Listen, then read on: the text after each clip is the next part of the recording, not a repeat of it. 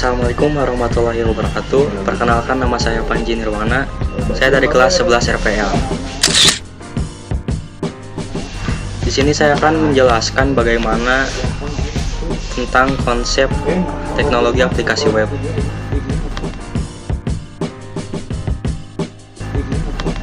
Bagi kalian yang belum tahu apa sih teknologi pengembangan aplikasi web itu?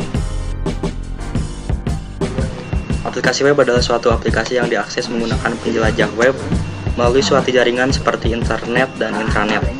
Ia juga merupakan suatu aplikasi perangkat lunak komputer yang dikodekan dalam bahasa yang didukung oleh penjelajah web, seperti HTML, JavaScript, Ajax, Java, dan lain-lain, dan bergantung pada penjelajah-penjelajah tersebut untuk menampilkan aplikasi. Dalam teknologi pengembangan aplikasi web ini, ada beberapa profesi diantaranya.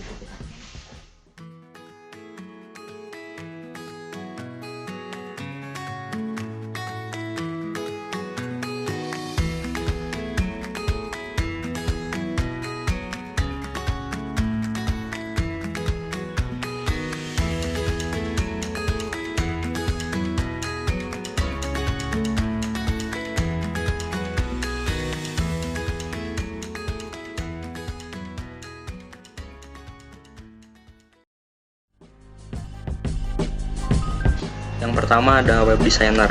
Tugasnya adalah mendesain tampilan situs web, mulai dari pengelolaan gambar, tata letak, warna, dan sebagainya.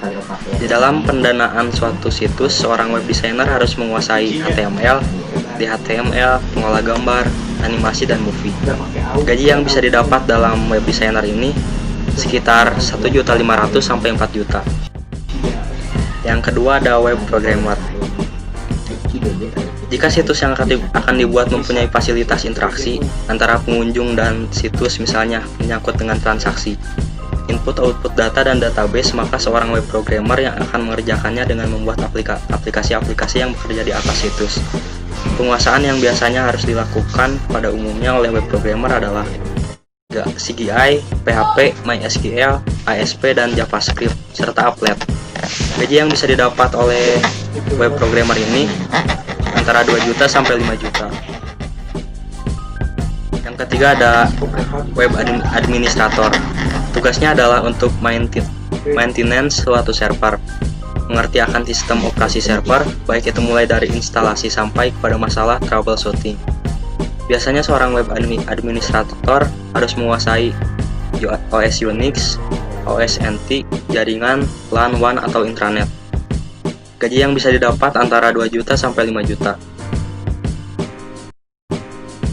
Yang keempat ada webmaster. Seorang webmaster adalah seorang yang mengerti akan semua hal dari desain, program, dan keamanan server. Namun tidak terlalu turut mencampuri ke masing-masing divisi, cukup dengan mempertanggungjawabkan atas jalannya suatu situs. Penguasaan yang harus dimiliki yaitu HTML, HTML, CGI, PHP, MySQL, ASP, Java, penguasaan bermacam OS, keamanan server, dan jaringan. Gaji seorang webmaster biasanya 3.500.000 sampai 7 juta. Dan yang terakhir ada web developer. Web developer ini mencakup keseluruhan yang 4 tadi. Kegiatan di atas secara keseluruhan dinamakan suatu tim yang dinamakan web developer. Kemudian ada sejarah dan cara kerja web. Poin pertama yang akan dibahas yaitu sejarah web. World Wide Web sering disebut web adalah suatu web media informasi global di mana pengguna dapat membaca dan menulis melalui komputer yang tersambung ke internet. Istilah web sering secara tidak sadar dianggap sebagai internet itu sendiri, walaupun sebetulnya web merupakan jasa yang beroperasi di atas internet, sama seperti email. Sejarah internet terjadi jauh sebelum web dikembangkan. Di tahun 1980, seorang Inggris Tim Berners-Lee, kontraktor independen di CERN atau Badan Tenaga Atom Swiss, membuat Enquire, sebuah basis data personal dan model software juga berkesempatan untuk bermain dengan konsep hypertext, di mana setiap halaman informasi baru di Enquire tersambung secara langsung ke halaman yang ada. Di tahun 1984, Tim Berners-Lee kembali ke Sen dan mempresentasikan masalah bahwa sebuah fisikawan di dunia butuh untuk melakukan berbagi data. Sayangnya tidak ada perangkat keras dan perangkat lunak yang memungkinkan hal itu terjadi. Atasan tim Mike Sandel meminta tim untuk mengimplementasikan idenya di mesin workstation Next yang baru saja diterima oleh CERN. Waktu itu ada beberapa nama yang dipikirkan untuk itu, mulai dari Information Mesh, The Information Mine, atau Mine of Information. Akhirnya dipilihlah WWW itu atau World Wide Web. Bulan Desember 1990, tim Berners-Lee kemudian berhasil membuat sebuah perangkat yang dibutuhkan agar web dapat bekerja. Web browser yang pertama itu yaitu WWW yang juga merupakan web editor. Web server pertama yaitu info.cern.ch dan halaman web yang pertama yang menjelaskan tentang proyek tersebut. Browser yang dikembangkan dapat mengakses kelompok diskusi Usenet dan juga akses file FTP. Sayangnya hanya dapat dijalankan di Next. Nicola Pellow kemudian membuat browser teks sederhana yang dapat dioperasikan di hampir semua komputer. Mei 1991, Paul Kunz dari Stanford Linear Accelerator Centre mengunjungi Sen dan sangat tertarik dengan web. Paul membawa pulang perangkat lunak Next ke SLAC, di mana pustakawan Louis Addis mengadaptasikannya untuk sistem operasi VM atau CMS di IBM. Untuk memperlihatkan katalog dari dokumen online di slide. Web ini merupakan web server pertama di luar Eropa dan pertama di Amerika Utara. Pada tanggal 6 Agustus 1991, tim Berners-Lee memposting atau menulis resume singkat dari proyek World Wide Web di kelompok diskusi ALT Hypertext. Tanggal ini ditandai sebagai pertama kali web muncul secara publik di internet. Kemudian ada mekanisme cara kerja web user. Yang pertama ada pengguna yang akan mengakses suatu website berupa URL melalui web browser, yaitu media untuk menuju URL yang diakses. Kedua, ada web browser tersebut mengirimkan permintaan atau request berupa HTTP request kepada web browser melalui layar-layar TCP atau IP. Ketiga, ada web server memberikan web files yang di-request jika ada. Web files yang telah diberikan tadi tidak langsung ditampilkan di display begitu saja, namun web server memberikan respon kembali ke web browser melalui HTTP response yang juga melalui layar-layar TCP atau IP, yang kemudian baru diterima oleh web browser dan kemudian dikirimkan kepada user berupa display. Kemudian ada alur pengembangan aplikasi web. Alur pengembangan ini dibagi menjadi beberapa fase, diantaranya fase penentuan fitur dan fungsi. Yang kedua ada fase pengumpulan data, yang ketiga ada fase analisa dan perancangan, yang keempat fase coding, yang kelima fase setup and testing, keenam ada fase launching. Yang pertama, fase penentuan fitur dan fungsi. Pada tahapan ini berdasarkan hasil penelusuran kebutuhan dari aplikasi, maka saya menentukan fitur dan fungsi apa saja yang akan dibuat untuk memenuhi kebutuhan yang ada. Fitur dibagi menjadi fitur utama dan bagian besar terlebih dahulu. Kemudian didefinisikan menjadi bagian yang lebih kecil. Misalnya pada CMS, salah satu fitur utama adalah blog.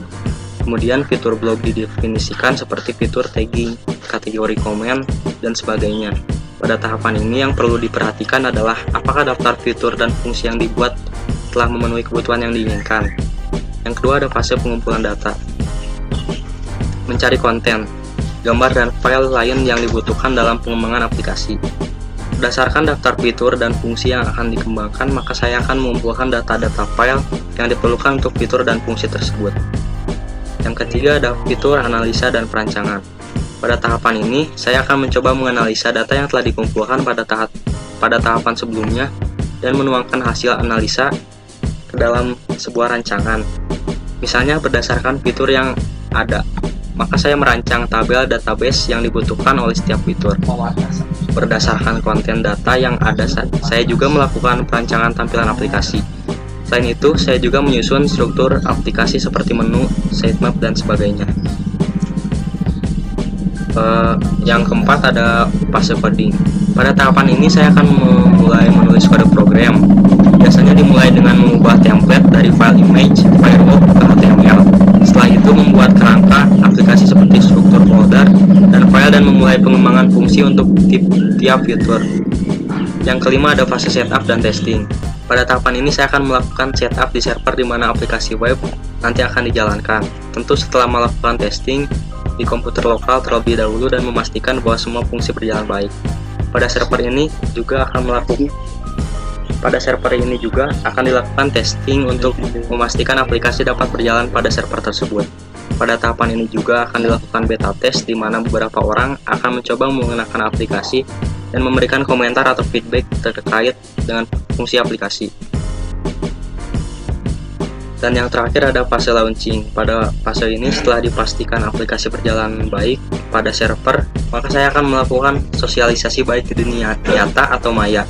Beberapa di antaranya adalah melakukan posting di forum, aplikasi sosial network seperti Facebook, membuat posting di blog, dan sosialisasi lainnya.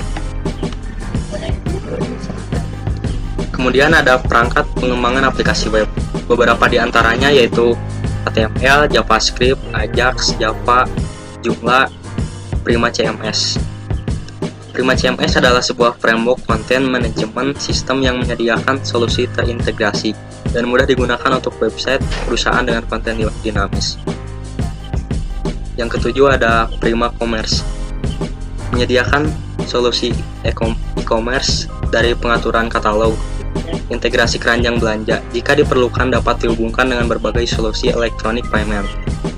Yang ke-8 ada SAM, merupakan tool yang menyediakan paket perangkat lunak ke dalam satu buah paket. Dengan menginstal SAM, maka tidak perlu lagi melakukan instalasi dan konfigurasi web server Apache, PHP, dan MySQL secara manual.